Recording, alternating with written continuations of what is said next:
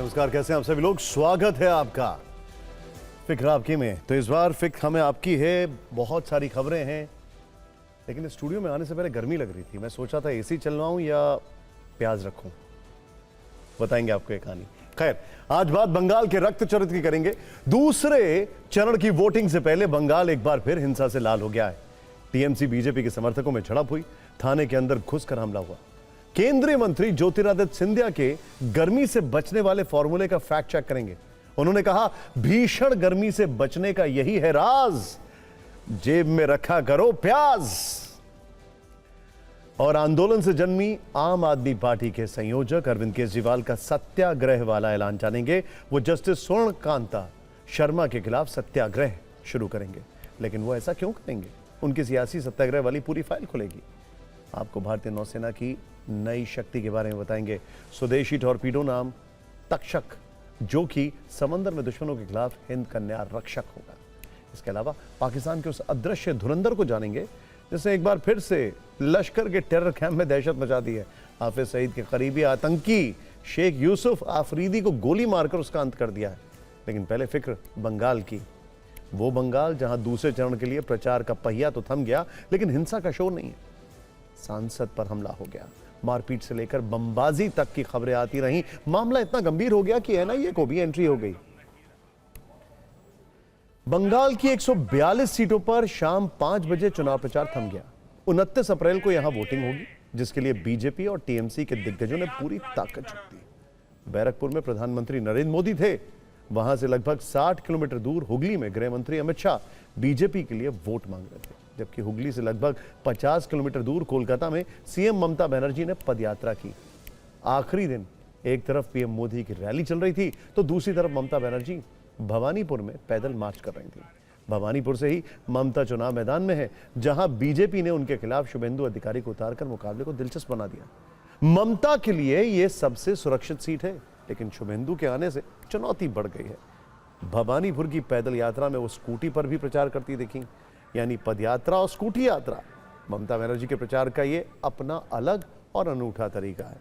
आज प्रधानमंत्री ने उत्तर 24 परगना के जगतल में रैली की। उन्होंने कहा कि बंगाल की सुरक्षा और विकास अब उनकी जिम्मेदारी है।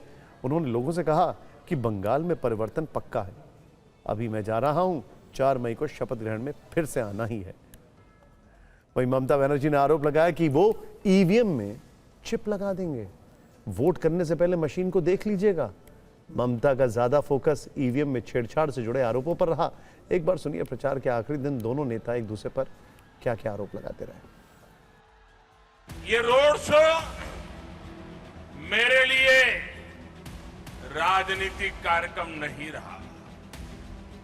मैं अनुभव करता था ये रोड शो मेरे लिए तीर्थ यात्रा की तरह रहे। टीएमसी के नेताओं ने एक बार भी मां, माटी, मानुष का नाम तक नहीं लिया, नाम तक नहीं लिया। जिस नारे के साथ टीएमसी ने बंगाल में सरकार बनाई थी, वो नारा ही टीएमसी ने भुला दिया। गुंडों को रोजगार देने वाली कच्चे बम की फैक्ट्रियां फल फूल रही है। टीएमसी के सिंडिकेट की दुकानों का विस्तार हो रहा है। ये है टीएमसी का महाजंगल राज। इस चुनाव में वैसे ये मेरी आखिरी सभा है। मैं इस विश्वास के साथ वापस जा रहा हूं कि 4 मई के नतीजों के बाद बीजेपी के शपथ ग्रहण समारोह में मुझे आना ही है। आपका इधर में मशीन खराब करने का कोशिश भी करेगा। एक बात याद रखिए, अगर आप सुना मशीन खराब हो गया 2000 वोट का बाद, फिर आके आपका पहले का वोट दीजिए। कि वो मशीन में हम आज देखा है एक वीडियो में, एक आदमी को वोट दे रहा है एक पार्टी को, तो बीजेपी का पास चला जा रहा है। खराब मशीन में आप वोट करोगे ना, टेक केयर, कोई मशीन खराब हो जाएगा तो उसमें वोट करना नहीं है, वो चिप लगा देंगे। और मशीन वोट का पहले पूरा देख लीजिए सबका वोट सब पार्टी में जाता है कि नहीं है। प्रधानमंत्री ने रैलियों के अलावा पश्चिम बंगाल के लोगों के नाम एक चिट्ठी भी लिखी। 2 पन्नों की इस चिट्ठी में पहले पेज पर मां काली और दुर्गा की तस्वीर है और फिर नीचे उन्होंने अपना संदेश लिखा है। उन्होंने लिखा है कि पश्चिम बंगाल के पूरे चुनाव अभियान के दौरान मुझे अपने परिवारजनों का जो अपार स्नेह और आशीर्वाद मिला है उसने एक नई ऊर्जा से भर दिया है। यहां की युवा शक्ति हो या नारी शक्ति, हमारे किसान भाई बहन हो या श्रमिक या फिर कारोबारी, सभी विकसित बंगाल के लिए संकल्पित हैं। मैंने इस पत्र में उनके प्रति अपनी भावनाएं व्यक्त की हैं। चिट्ठी के साथ पीएम ने 7.5 मिनट का ऑडियो संदेश भी जारी किया है। उन्होंने उम्मीद जताई कि 29 अप्रैल को मतदान का नया रिकॉर्ड बनेगा। आपको उनके संदेश का एक अंश सुनाते हैं। पश्चिम बंगाल के मेरे प्यारे भाइयों और बहनों, आप सबको मेरा नमस्कार। लोकतंत्र का हर महोत्सव बहुत पवित्र होता है। मेरे प्यारे भाई बहनों, प्रथम चरण के मतदान ने इतिहास रचा है। अब आपका दायित्व है कि 29 अप्रैल को ज्यादा से ज्यादा मतदान करें। लोकतंत्र के इस मंदिर में विजय की ध्वज फहराने का आपके पास बेहतरीन अवसर आया है।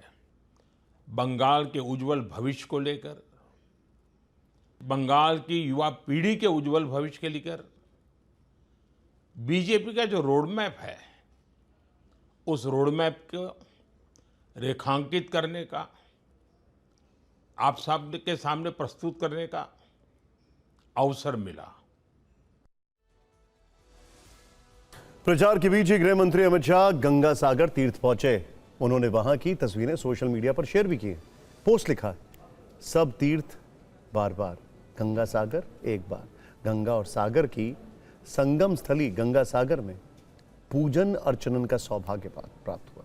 जीवनदायिनी मां गंगा के इस पवित्र तीर्थ पर मन असीम शांति और आध्यात्मिक आनंद से भर गया। मां गंगा देशवासियों पर अपनी कृपा बनाए रखें। देश के लिए सर्वोच्च बलिदान देने वाले हमारे अमर जवानों को आज गंगा सागर में श्रद्धापूर्वक पूजन और तर्पण अर्पित किया। गंगा सागर में गृह मंत्री कपिल मुनि आश्रम भी गए। सोशल मीडिया पर उन्होंने लिखा कि महर्षि कपिल का पूजन कर देशवासियों के कल्याण की कामना की। ज्ञान, त्याग और तप के प्रतीक ऋषिवर कपिल का जीवन दर्शन हर देशवासी के लिए प्रेरणादायी है। अमित शाह के अलावा योगी आदित्यनाथ और ममता के भतीजे अभिषेक बनर्जी भी प्रचार में काफी व्यस्त रहे। कुल मिलाकर बीजेपी और टीएमसी की तरफ से आखिरी दिन रैलियों पर खूब मेहनत की गई। लास्ट दिन है, कितना एक्सपेक्ट कर रहे हैं? आज तो लास्ट दिन है। देखिए, हम प्रचंड बहुमत के साथ सरकार बनाएंगे। पहले चरण में हमारी 110 से ज्यादा सीटें। 4 तारीख सब देखेंगे क्या होगा, आप क्या कहेंगे? मैं भी यही कहता हूँ, देखना जरा 4 तारीख क्या होता है। भाजपा की सरकार बनने का टीएमसी के गुंडे जगह जगह कब्जा करते हैं, लेकिन 23 अप्रैल को पहले चरण के मतदान के रुझान के बाद अब उनमें भय पैदा हुआ है। अब वे अपना ठिकाना ढूंढ रहे हैं। 4 मई को जब परिणाम आएगा, टीएमसी के गुंडे कहीं न कहीं आपकी सड़कों पर पंचर बनाते हुए दिखाई देंगे। और इसीलिए मैं आज आया हूं आपसे कहने के लिए। गुंडों को लेकर कहा कि हम उल्टा टांग देंगे, एक डर हटाने की कोशिश की लोगों के जहन से। दूसरी तरफ ममता बनर्जी कह रही है कि इस बात को लेकर हम उनके खिलाफ गुंडे टंगा रहे हैं, तो ममता को दुख क्यों हो रहा है? देश का गृह मंत्री गुंडों को चेतावनी दे रहा है, तो दुख ममता जी को क्यों हो रहा है? आप हैरान नहीं है? उनको तो समर्थन करना चाहिए गृह मंत्री का, क्योंकि मुख्यमंत्री के नाते लॉ एंड ऑर्डर सुनिश्चित करना तो उनका काम है। पहले चरण के चुनाव में बंगाल में ज्यादा हिंसा तो नहीं हुई, लेकिन दूसरे चरण के प्रचार में माहौल लगातार खराब होता जा रहा है। आरामबाग से तृणमूल कांग्रेस की सांसद मिताली बाग की कार पर हमला किया गया। टीएमसी सांसद मिताली बाग दलित समुदाय से आती हैं। उन्होंने आरोप लगाया कि बीजेपी के गुंडों ने हमला किया है, जिसमें उनकी कार के शीशे टूट गए और कांच के टुकड़े उनके शरीर में चुभ गए। अस्पताल में मिताली बाग का हालचाल पूछने के लिए अभिषेक बैनर्जी पहुंचे। मिताली बाग उन्हीं की रैली के लिए जा रही थीं जब उन पर हमला हुआ। अपने सांसद पर हुए हमले से अभिषेक बैनर्जी काफी गुस्से में हैं और उन्होंने कहा है कि 4 मई के बाद चाहे टीएमसी आरामबाग जीते या हारे, वो खुद इस इलाके की जिम्मेदारी लेंगे। 4 मई को दोपहर 12 बजे के बाद देखेंगे कि किस बीजेपी नेता में हिम्मत है और दिल्ली से कौन सा बीजेपी नेता उनके साथ खड़ा है। কিভাবে ভেঙেছে দেখুন গাড়িটাকে, সর্বত্র গাড়িটাকে কিভাবে ভাঙচুর করেছে দেখুন। প্রাণে মেরে ফেলার চেষ্টা করেছিল, প্রাণে মেরে ফেলবে। আমি কোনো রকম আমার বিয়ে, আমার ড্রাইভারকে আমি কোনো রকম এবং নিজে প্রাণে বেঁচেছি। খেলা যখন আজকে ওরা শুরু করেছে মিতালির উপর আক্রমণ করে, ফিনিশিংটা আমি করব, শেষটা আমি করব 4 তারিখ, কথা দিয়ে যাই। इससे ठीक पहले 25 अप्रैल को कोलकाता के उत्तर काशीपुर में देसी बम मिले। ये बम एक कब्रिस्तान के पास घर में छिपा कर रखे गए थे। पुलिस को खबर मिली कि चुनाव के दौरान इसका इस्तेमाल हो सकता है, जिसके बाद पुलिस ने कार्रवाई की और बम बरामद किए गए। रविवार को ही गृह मंत्रालय के आदेश पर एनआईए ने इस मामले में एफआईआर दर्ज करके जांच शुरू कर दी है। कोलकाता पुलिस के मुताबिक 79 देसी बमों के अलावा लगभग 3.37 kilogram gun powder, 1.6 kilogram sulphur, jute की रस्सियां और 10 पैकेट रोल कैप शामिल हैं। इस बीच बीजेपी और टीएमसी समर्थकों के बीच मारपीट और हंगामे के नए एपिसोड रिलीज हो रहे हैं। आज पीएम मोदी ने जिस जगत दल में रैली की, उससे पहले कल यहां खूब बवाल हुआ था। कल इसी इलाके में बीजेपी नेता पीएम मोदी के पोस्टर्स लगा रहे थे और इसी दौरान टीएमसी और बीजेपी समर्थकों की झड़प हो गई, जिसके बाद जगत दल विधानसभा क्षेत्र से बीजेपी उम्मीदवार राजेश सिंह ने थाने में शिकायत दर्ज कराई। लेकिन शिकायत दर्ज होने के थोड़ी देर बाद थाने में ही दोनों दलों के समर्थक फिर भिड़ गए, थाने में ही भिड़ गए। कई लोगों के घायल होने की भी बात कही जा रही है। 4 लोगों को गिरफ्तार किया गया। इस तरह बंगाल के गोघाट विधानसभा क्षेत्र में भी हंगामा हुआ, जहां बीजेपी टीएमसी समर्थकों के बीच हिंसक झड़प हुई। झड़प में कई कार और बाइक को नुकसान पहुंचा है। भीड़ पर काबू पाने के लिए पुलिस को लाठीचार्ज करना पड़ा। बीजेपी का आरोप है कि पुलिस की मौजूदगी में मारपीट की गई।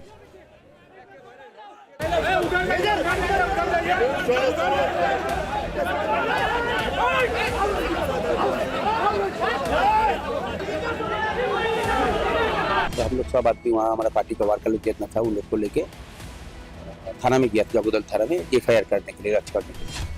उसी टाइम देखा है जो हम लोग का जो एक्स एमपी सीआईएसएफ को लेके बुरी तरह से हम लोग के ऊपर हमला किया।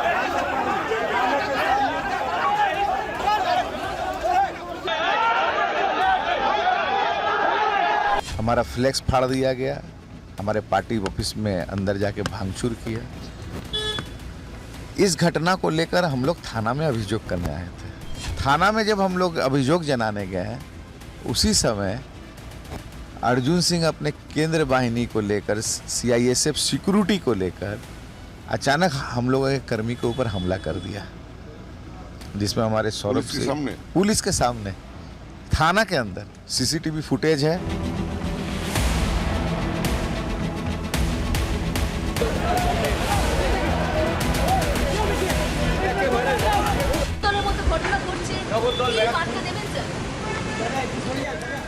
বার্তা কি আছে, ঘটনা হয়েছে, অ্যাকশন আর রিঅ্যাকশন হচ্ছে, রিঅ্যাকশন হচ্ছে এখন। মিতালি বাগের ঘটনা কি রিপোর্ট চাও? মিতালি বাগের গাড়িতে ভাঙচুর স্যার, রিপোর্ট কিছু চাওয়া হয়েছে স্যার? दूसरे चरण में 142 सीटों के लिए केंद्रीय बल की 2321 कंपनियां तैनात की गई हैं, यानी अर्धसैनिक बल के लगभग 2.5 लाख जवान कल भी चुनावी सुरक्षा में होंगे। अब देखते हैं कि 2021 में इतनी ही सीटों के नतीजे क्या रहे, जिन पर दूसरे चरण में कल मतदान होना है। देखिए, पिछले चुनाव में इन 142 सीटों में एक तरफा 123 सीटें टीएमसी के खाते में गईं। बीजेपी को सिर्फ 18 सीटें मिली थीं। 5 साल पहले हुए चुनाव में मतदान लगभग 81% रहा था। 2021 के नतीजे बताते हैं कि दूसरे चरण में कल जहां जहां वोटिंग होनी है, वो ममता बनर्जी का किला है, जहां पिछली बार टीएमसी ने क्लीन स्वीप किया था। इस बार क्या होता है, ये बाद में पता चलेगा और इस शो में हम नए डेटा के आधार पर उसका विश्लेषण भी करेंगे। वैसे इस बार बंगाल के प्रचार में कई अलग अलग तरह की तस्वीरें और रंग दिखे। प्रधानमंत्री नरेंद्र मोदी के झालमुड़ी खाने की काफ़ी चर्चा हुई। दूसरे चरण का रण थमने से पहले मुख्यमंत्री ममता बनर्जी की भी कुछ ऐसी ही तस्वीरें आई हैं जिसमें वो बाजार में खुद सब्जी खरीदती दिखी हैं। पीएम के झालमुड़ी खाने की तरह ममता का ये वीडियो भी काफ़ी वायरल है। खैर, अब आगे बढ़ते हैं और आपको एक बड़ी इंटरेस्टिंग खबर बताते हैं। बंगाल की पॉलिटिकल फाइल के बाद अब एक ऐसा बयान जो सोशल मीडिया पर काफ़ी वायरल है और इस पर स्वास्थ्यवर्धक विमर्श हो रहा है। बंगाल की गर्मी आपने देख ली, लेकिन क्या उत्तर भारत में और देश में अलग अलग जो गर्मी पड़ रही है उसका समाधान यह है जो इनके हाथ में है? प्याज कूलेंट। खैर, जिस विमर्श की हम बात कर रहे हैं उस विमर्श में केंद्र में है केंद्रीय मंत्री ज्योतिरादित्य सिंधिया, जिन्होंने गर्मी से बचने का एक अजब और गजब फॉर्मूला जनता को दिया है जिसके वैज्ञानिक प्रमाण तलाशे जा रहे हैं और साइंटिफिक फैक्ट चेक भी हो रहा है। जिन्होंने भरी सभा में कहा कि गर्मी से बचने का राज पॉकेट में प्याज कूलेंट मतलब। खैर, असल में केंद्रीय मंत्री ज्योतिरादित्य सिंधिया एमपी में शिवपुरी के दौरे पर थे। उन्होंने अपने इंस्टाग्राम हैंडल पर वहीं का 1 मिनट 23 सेकंड का वीडियो पोस्ट किया। इसमें वो प्याज को गर्मी से बचने वाला हथियार बता रहे हैं, लेकिन दिलचस्प ये है कि उनके अनुसार ये काम सिर्फ जेब में एक प्याज रखने से हो जाएगा। केंद्रीय मंत्री का जो बयान वायरल है उसमें ज्योतिरादित्य सिंधिया कह रहे हैं कि वो अपनी कार में एसी इस्तेमाल नहीं करते हैं, ना ही एसी वाले किसी माहौल में बैठना पसंद करते हैं। इसके बाद वो मई और जून की गर्मी से बचने का अजब गजब राज जनता को बताते हैं और कहते हैं गर्मी में अपनी पॉकेट में सिर्फ प्याज ले जाओ, गर्मी का असर नहीं होगा। पहले ज्योतिरादित्य सिंधिया का ये बयान सुनिए, फिर दिखाएंगे जब इस दावे का फैक्ट चेक किया गया तो क्या पता चला। ना मेरी गाड़ी में एयर कंडीशन चलती है, ना एसी के वातावरण में मैं बैठता हूं। और जब लोग मुझसे पूछते हैं कि मई जून के माह में भी 51 डिग्री की गर्मी में, मैं कहता हूं कि ये चंबल की चमड़ी है। और दूसरी बात बताऊं, मैं थोड़ा जवान दिखता हूं पर मेरी आत्मा बड़ी बूढ़ी है।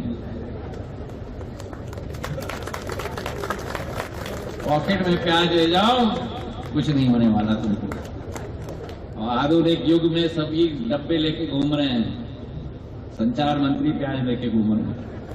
पुरानी चीजें हैं, और जैसे आयुर्वेद अब आगे बढ़ रहा है वैसे ये चीजों को भी हमें नहीं भूलनी चाहिए।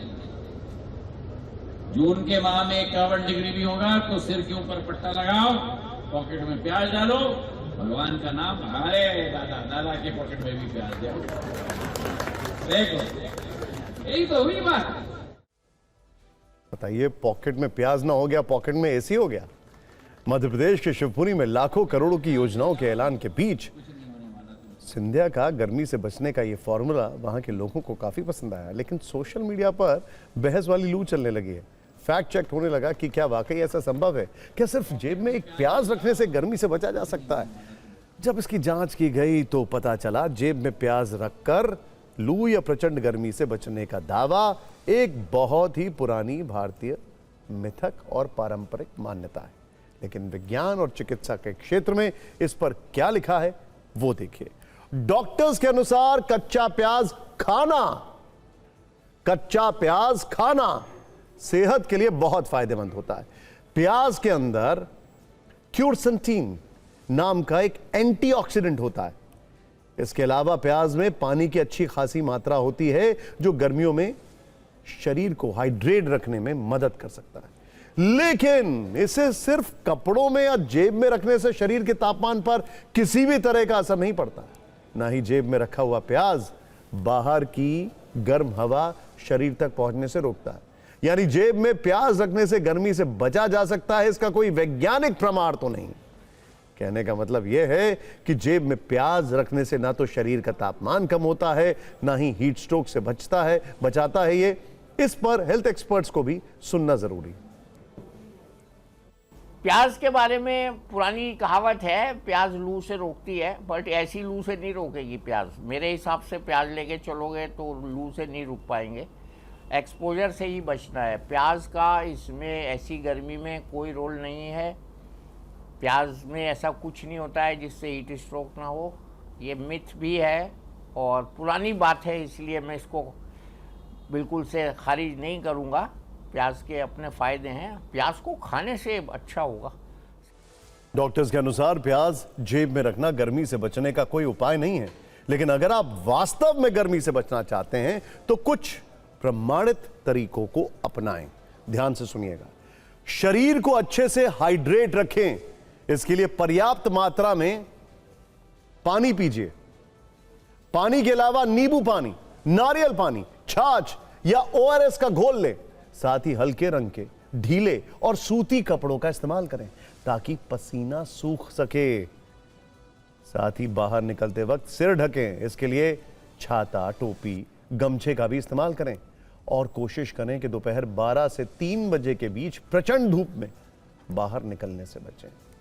ये वो असली वैज्ञानिक तरीके हैं जो आपको गर्मी और लू से बचाने में मदद करेंगे। ज्योतिरादित्य सिंधिया के गर्मी वाले फॉर्मूले के बीच देश में गर्मी वाला अलार्म भी बज रहा है। आधा भारत इस वक्त उबल रहा है। इस बीच QI.in का रियल टाइम डेटा आया है, जिसका विश्लेषण करने पर पता चलता है कि दुनिया के 100 सबसे गर्म शहरों में 95 100 में से 95 शहर भारत के हैं। सबसे गर्म टॉप 20 शहरों में 19 शहर भारत के रहे।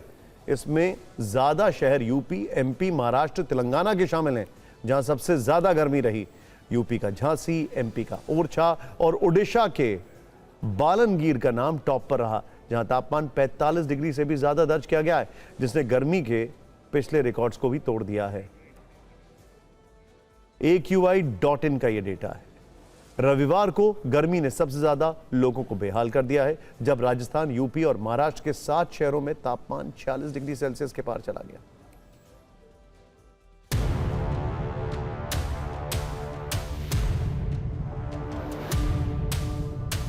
पूरा नॉर्थ वेस्ट इंडिया इस वक्त भीषण गर्मी की चपेट में है। आलम यह है कि लू के थपेड़ों ने लोगों को घरों में ही कैद करके रख दिया है। हीट वेव तब बोलते हैं जबकि नॉर्मल टेम्परेचर से वो 4 से 6 डिग्री ऊपर जाता है और वो परसिस्टेंटली रहता है। और ऐसी हीट जो है नॉर्मल इंसान को काफ़ी तंग करती है और उसकी वजह से नॉर्मली डिहाइड्रेशन होने का डर होता है, उसमें पैरों में स्वेलिंग हो सकती है, सिर में दर्द हो सकता है और बुखार हो सकता है। ऐसे लगता है जैसे वीकनेस है, थकावट है। 46.4 जो है अधिकतम तापमान बाड़मेर में दर्ज किया जा चुका है। इसी के साथ साथ जो पूर्वी राजस्थान है वहाँ पर कोटा एवं चित्तौड़गढ़ में 45.2 डिग्री सेंटीग्रेड अधिकतम तापमान दर्ज हुआ है। जो हीट वेव का दौर है आगामी 2 दिन और जारी रहेगा। मौसम विभाग की माने तो आज यानी सोमवार शाम से ही तापमान में कमी आएगी। दरअसल सोमवार को एक वेस्टर्न डिस्टर्बेंस टकरा रहा है, जिसके कारण हिमालयी क्षेत्रों में सोमवार को बारिश होगी और मंगलवार से दिल्ली और एनसीआर में जो तापमान है उसमें कमी आएगी। जैसा कि अगर इस फिगर में देखें, हमने जम्मू कश्मीर और हिमाचल के लिए हीट वेव कंडीशन दे रखी है। जे आज इवनिंग में वहाँ थंडरस्टॉर्म रेनफॉल एक्टिविटी रहेगी तो टेम्परेचर वहाँ गिर जाएंगे। अगर आप प्लेन्स की बात करें तो प्लेन्स में कल से टेम्परेचर गिरने का अनुमान है। वैसे केंद्र सरकार ने आज ही भीषण गर्मी को देखते हुए लोगों को बचाव वाली एक एडवाइजरी जारी कर दी है। इसके मुताबिक प्यास न लगने पर भी बार बार पानी पीने को कहा गया है। ओआरएस, लस्सी, छाछ, नारियल पानी और नींबू पानी का सेवन करने की अपील है। हल्के रंग के ढीले और सूती कपड़े पहनने की बात है। धूप में निकलते समय सिर को ढकने का जिक्र है। कमजोरी या चक्कर आने पर तुरंत डॉक्टर से मिलने की गुजारिश है। लेकिन इस एडवाइजरी पर भी इस एडवाइजरी में कहीं भी जेब में प्याज रखकर गर्मी से बचने की सलाह नहीं दी गई है। खैर, अब दिल्ली के राजनीतिक गलियारों से वो खबर जिसने आज के सियासी तापमान को काफी ज्यादा बढ़ा दिया है। ये खबर आंदोलन के पथरीले रास्ते से होते हुए राजनीति के बागीचे तक पहुंचे अरविंद केजरीवाल से जुड़ी है। अरविंद केजरीवाल ने सत्याग्रह का ऐलान किया है। मुद्दा क्या है आपको बताते हैं। दिल्ली के पूर्व मुख्यमंत्री और आम आदमी पार्टी के राष्ट्रीय संयोजक अरविंद केजरीवाल ने जस्टिस स्वर्ण कांता शर्मा को एक चिट्ठी लिखी। 4 पन्नों की इस चिट्ठी में केजरीवाल ने 25 पॉइंट मेंशन किए हैं। इसके अलावा उन्होंने 9 मिनट 40 सेकंड का एक वीडियो भी जारी किया है।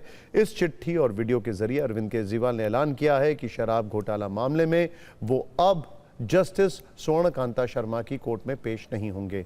आपको बता दें कि इसी महीने की 20 तारीख को जस्टिस स्वर्णकांता शर्मा की बेंच ने आबकारी नीति मामले की सुनवाई से खुद को अलग करने से इनकार कर दिया था, जिसके बाद आज अरविंद केजरीवाल ने उन्हें चिट्ठी लिखी और वीडियो जारी किया है। चिट्ठी बहुत बड़ी है, लेकिन हम उसका कोई भी बड़ा पॉइंट मिस नहीं करेंगे। अरविंद केजरीवाल के वीडियो की ओर उस चिट्ठी की बड़ी बातें आपको बताते हैं। अरविंद केजरीवाल ने कहा है कि मैंने फैसला किया है कि इस केस में जस्टिस स्वर्णकांता शर्मा की कोर्ट में ना तो मैं स्वयं पेश होऊंगा और ना ही मेरी तरफ से कोई वकील पैरवी करेगा। अरविंद केजरीवाल लिखते हैं कि मैंने महात्मा गांधी के सत्याग्रह वाले मार्ग पर चलने का निर्णय लिया है। मैंने अपनी अंतरात्मा की आवाज़ सुनकर यह फैसला लिया है। उन्होंने ये भी लिखा है कि जस्टिस स्वर्णकांता शर्मा का जो भी फैसला होगा उसके खिलाफ वो सुप्रीम कोर्ट में जाने का अधिकार रखते हैं। केजरीवाल ने लिखा कि न्याय न केवल होना चाहिए बल्कि होता हुआ दिखना भी चाहिए। 4 पन्नों की चिट्ठी में अरविंद केजरीवाल ने हितों के टकराव से जुड़े कुछ उदाहरण देते हुए लिखा कि पिछले 75 वर्षों में देश भर के माननीय न्यायाधीशों ने ऐसी परिस्थितियों में जहां हितों का टकराव हुआ है, स्वेच्छा से स्वयं को मामले से अलग किया। केजरीवाल ने लिखा है कि जस्टिस सुजॉय पॉल ने 2024 में मध्य प्रदेश हाईकोर्ट से ट्रांसफर का अनुरोध किया क्योंकि उनका बेटा उसी हाईकोर्ट में वकालत कर रहा था। इसी प्रकार मध्य प्रदेश हाईकोर्ट के ही जस्टिस अतुल श्रीधरन ने 2023 में ट्रांसफर का अनुरोध किया क्योंकि उनकी बड़ी बेटी उसी राज्य की अदालतों और उस हाईकोर्ट की इंदौर पीठ के समक्ष वकालत शुरू करने वाली थी। इसी तरह केरल हाईकोर्ट के जस्टिस वी शिवरामन नायर का उदाहरण भी मिलता है, जिन्होंने सुप्रीम कोर्ट के जज जस्टिस कृष्ण अय्यर के जूनियर के रूप में कार्य किया था। कहा जाता है कि जैसे ही जस्टिस नायर की बेटी और बहू ने केरल हाई कोर्ट में वकालत शुरू की, उन्होंने ट्रांसफर की रिक्वेस्ट की।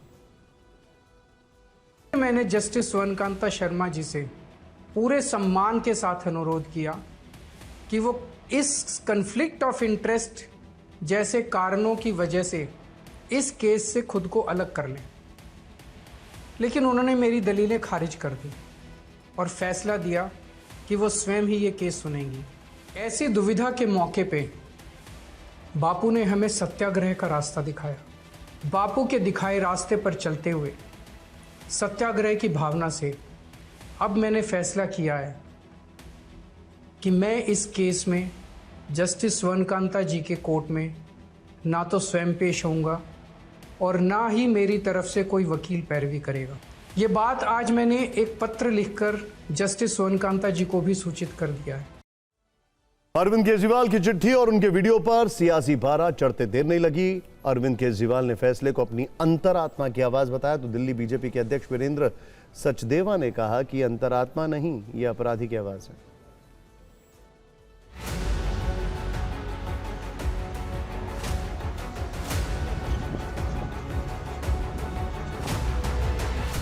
केजरीवाल साहब उन लोगों में से हैं जो ये कहते हैं कि वकील भी हम हैं, गवाह भी हम हैं और जज भी हम हैं, सब कुछ वही है, तो इस न्याय व्यवस्था की ज़रूरत क्या है?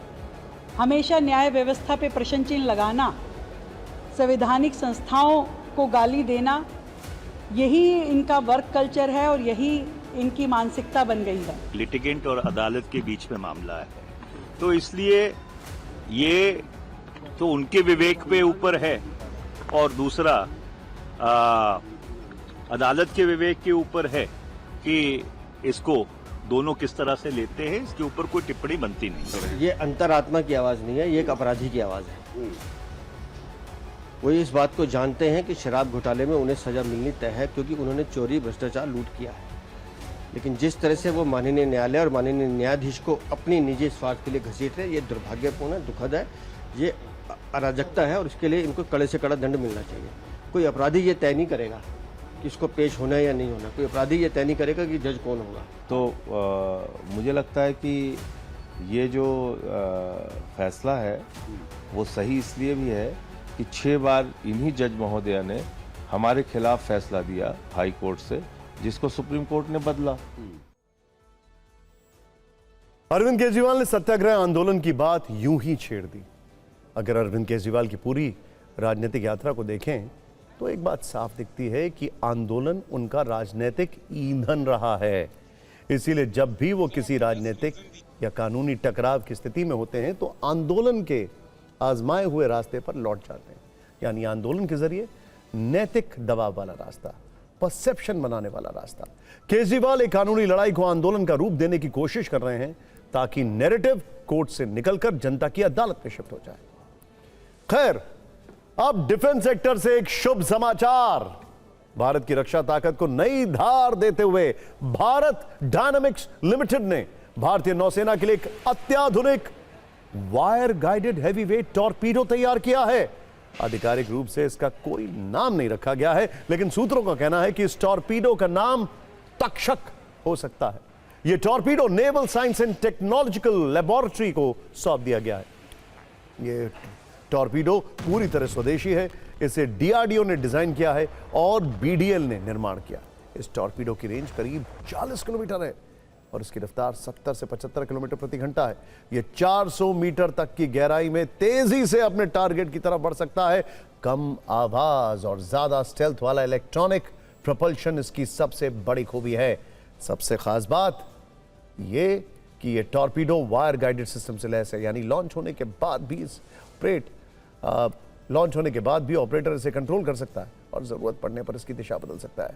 इसके अलावा यह टॉर्पीडो और भी कई आधुनिक तकनीक से लैस है। एक्टिव और पैसिव एकॉस्टिक होमिंग, जिससे दुश्मन की आवाज सुनकर उसे ट्रैक करना आसान हो जाता है। रीअटैक क्षमता, यानी पहला निशाना चुकने पर दोबारा हमला करने की ताकत। ऑटोनोमस मोड, यानी वायर टूटने पर खुद टारगेट पर अटैक करने की क्षमता। यह नया स्वदेशी टॉर्पीडो भारतीय नौसेना के लिए गेम चेंजर साबित हो सकता है, खासकर हिंद महासागर क्षेत्र में जहां पनडुब्बियों की गतिविधियां बढ़ रही हैं। वहां यह हथियार भारत को रणनीतिक बढ़त दे सकता है। एक तरफ पश्चिम एशिया में ट्रंप की तरफ से छेड़े गए युद्ध में कई देशों की अर्थव्यवस्था डगमगा रही है, तो वहीं दूसरी तरफ भारत ने एक ऐसा मास्टर स्ट्रोक चल दिया है जो आने वाले वर्षों में गेम चेंजर साबित हो सकता है।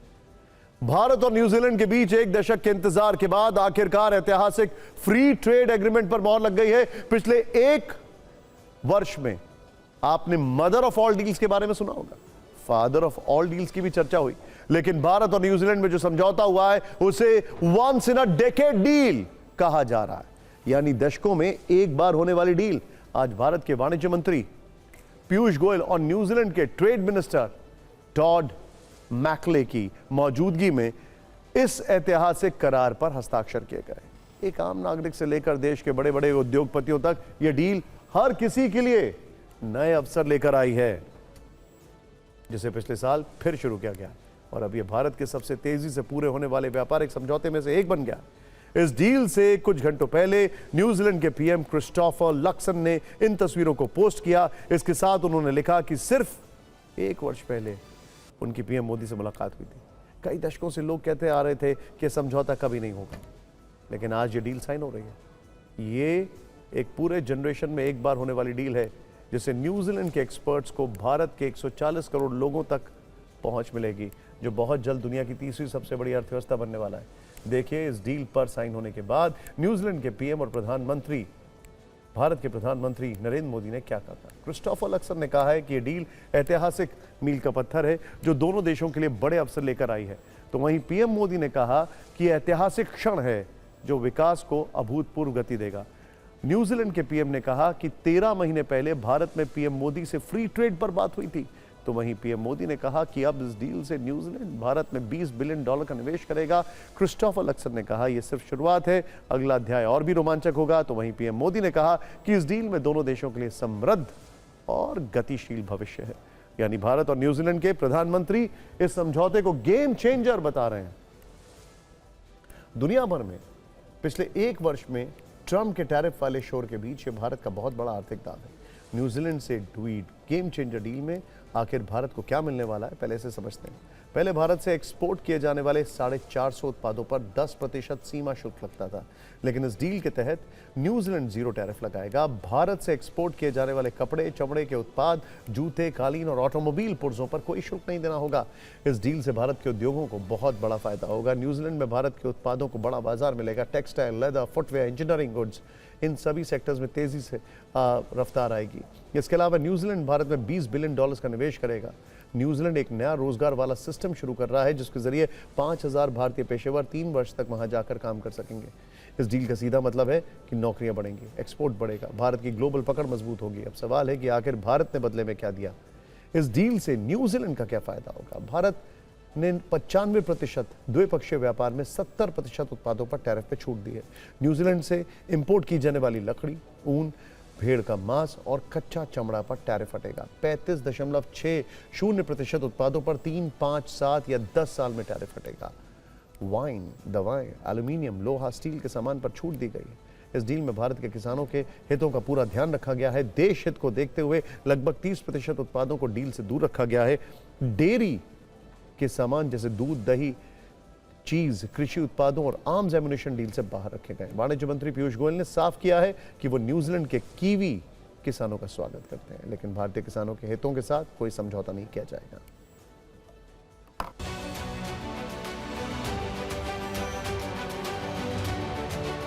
कुछ क्षेत्र ऐसे हैं जहाँ पे भारत के किसानों को तकलीफ नहीं आए, हमारे पशुपालकों को तकलीफ नहीं आए, उसके कारण हमने फ्री ट्रेड एग्रीमेंट के बाहर रखा है। जैसे आप सब जानते हैं कि डेयरी हो या कुछ ऐसे कुछ सिलेक्टिव जो बहुत सेंसिटिव प्रोडक्ट्स हैं किसानों के, वो हम कोई भी देश के लिए नहीं खोलते। तो उन सब चीज़ों में हमने भारत के किसानों के हितों को पूरी तरीके से सुरक्षित रखा है।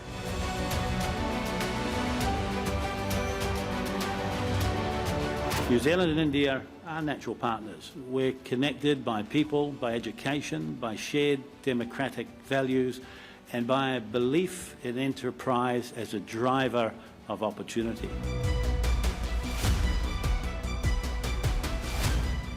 न्यूजीलैंड ने स्वीकृति दी है कि वो वहां से टीम्स भेजेंगे हमारे यहाँ के किसानों को ट्रेन करने के लिए, बेस्ट फार्मिंग प्रैक्टिसेस भारत में लाने में हमें मदद करेंगे। Our governments negotiate agreements. It is the businesses that turn them into outcomes, into jobs, innovation, exports, investment, and long-term partnership. Bharat और न्यूजीलैंड के बीच रिश्ता सिर्फ एक वर्ष में ही नहीं बना है, बल्कि ये 74 वर्षों के भरोसे और दोस्ती की कहानी है। भारत न्यूजीलैंड के बीच दोस्ती की कुछ बड़ी बातें आपको जरूर जानना चाहिए। भारत और न्यूजीलैंड में वर्षों से गर्मजोशी भरे दोस्ताना संबंध हैं। दोनों देशों के बीच 1952 में राजनयिक संबंध स्थापित हुए। न्यूजीलैंड ने 2011 में ओपनिंग डोर्स टू इंडिया नीति को अपनाया। न्यूजीलैंड ने भारत को प्राथमिकता वाला देश घोषित किया। न्यूजीलैंड ने 2015 में भारत के लिए अपनी इस नीति को दोहराया। न्यूजीलैंड में दूसरे नंबर पर रहने वाले सबसे ज्यादा विदेशी छात्र भारतीय हैं। न्यूजीलैंड में इस समय 8000 छात्र उच्च शिक्षा प्राप्त कर रहे हैं। ये छात्र IT, hospitality, science, engineering, architecture की पढ़ाई कर रहे हैं। न्यूजीलैंड में लगभग 3 लाख भारतीय मूल के लोग रहते हैं।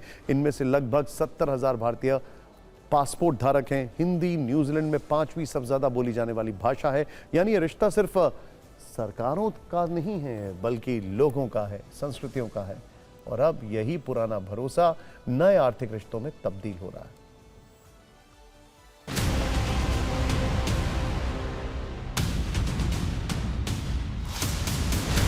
आज जब दुनिया झगड़े करके नुकसान कर रही है, अपना भी और ग्लोबल इकोनॉमी का ही, वहीं हिंदुस्तान ने दोस्ती और प्रेम के साथ कैसे फायदा होता है, म्यूचुअल बेनिफिट हिंदुस्तान का भी, न्यूजीलैंड का भी और ग्लोबल ट्रेड का, वो करके दिखाया है। तो जाहिर सी बात है इसकी तारीफ, ये तारीफ के लायक चीज है।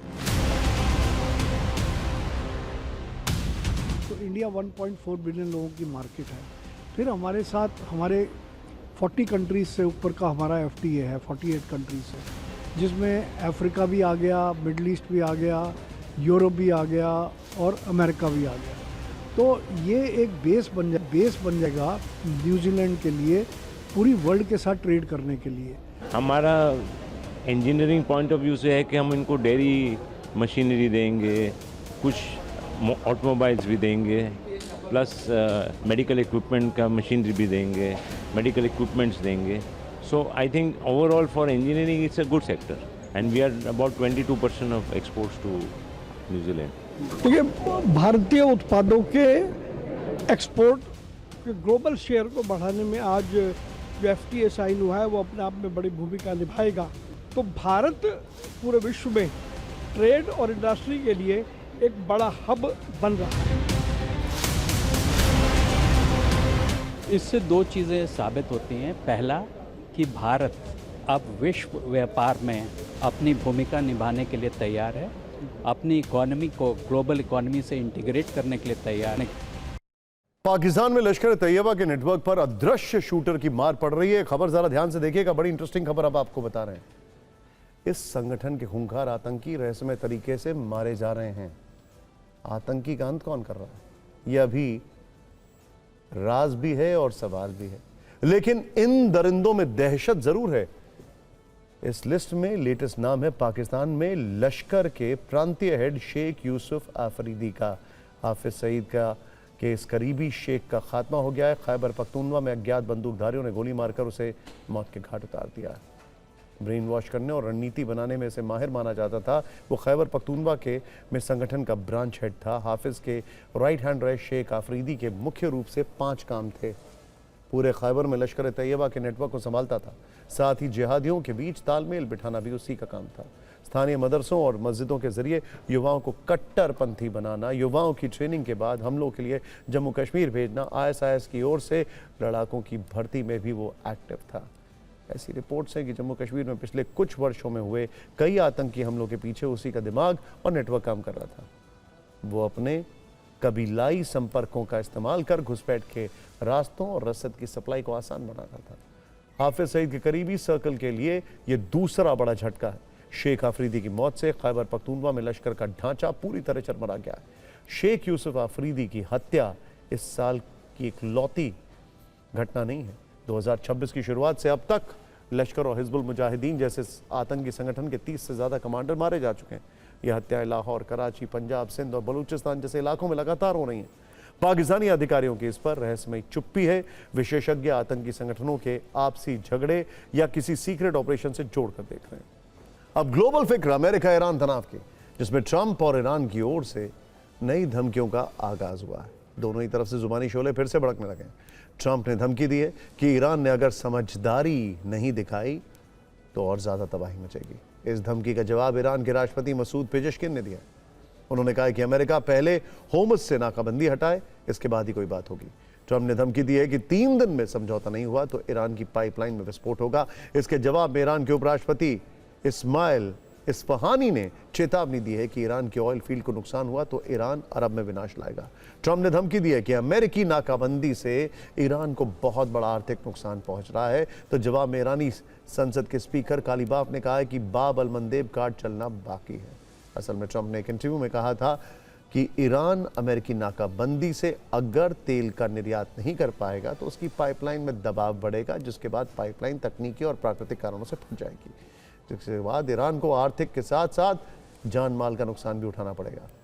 ईरान ने इसी धमकी का जवाब कुछ इस तरह से दिया कि अगर उसके तेल पाइपलाइन में विस्फोट हुआ तो वो खाड़ी देशों की तेल पाइपलाइन को टारगेट करेगा। अमेरिका के हर एक मददगार अरब देश को पूरी तरह से बर्बाद कर देगा।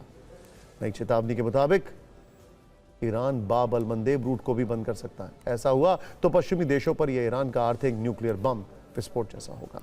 असल में सच्चाई यह है कि अमेरिका को झुकाने के लिए ईरान के पास तो कई कार्ड्स बाकी हैं, लेकिन ईरान को झुकाने के लिए कूटनीति की टेबल पर अमेरिका के पास अब सारे ट्रम्प कार्ड लगभग खत्म हो चुके हैं और सिवाय धमकी देने या फिर ईरान पर कोई बड़ा अटैक कर देने के अलावा ट्रम्प के पास कोई और विकल्प है नहीं। इसीलिए ईरान के विदेश मंत्री अब्बास अरागची जब मॉस्को की यात्रा पर पहुंचे तो ट्रम्प ने एक बार फिर से बातचीत वाला दांव चला। कहा ईरान भूले नहीं, हर हाल में जीत अमेरिका की होगी, इसीलिए बेहतर है कि वो अमेरिकी शर्तों को मान ले, संवर्धित यूरेनियम अमेरिका के हवाले करें। जिसके जवाब में ईरान ने कहा कि न्यूक्लियर पर तो बाद में बात होगी, अमेरिका पहले होर्मुज से नाकाबंदी हटाए। अरागची मॉस्को क्यों गए, हमने इसे भी डिकोड करने का प्रयास किया है। अरागची ने पुतिन से मिलकर उन्हें ईरान की मदद करने के लिए धन्यवाद दिया। अरागची ने कहा कि रूस और ईरान के बीच रणनीतिक साझेदारी है। जवाब में पुतिन ने कहा कि ईरान के हित में कदम उठाएंगे। असल में ईरान के लिए रूस एक रिलायबल पार्टनर है, जबकि मध्यस्थता कर रहा पाकिस्तान भरोसेमंद नहीं है। ईरान ने आज फिर से पाकिस्तान की कोशिशों पर सवाल उठाए।